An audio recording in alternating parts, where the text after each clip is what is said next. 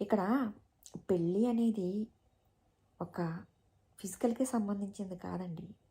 ఇక్కడ మనస, వాచ, కర్మణ ఈ 3 విషయాల్లో కూడా పెళ్ళి అనే బంధం సంబంధించింది.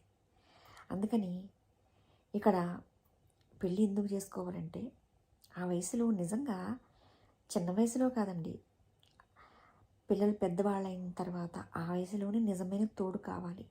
ఏ విషయంలోనైనా సరే, అది ఆధ్యాత్మికం కావచ్చు, కెరీర్ విషయంలో కావచ్చు, హెల్త్ ప్రాబ్లమ్స్లో కావచ్చు, ఏదైనా సరే ఒకరికొకరుగా తోడుకు నిలబడే వయసులో నిజమైన తోడు కావాలి. ఆ వయసులో తోడు లేకపోతే మాత్రం మిగతా జీవితాన్ని హ్యాపీగా వాళ్ళు గడపలేరు.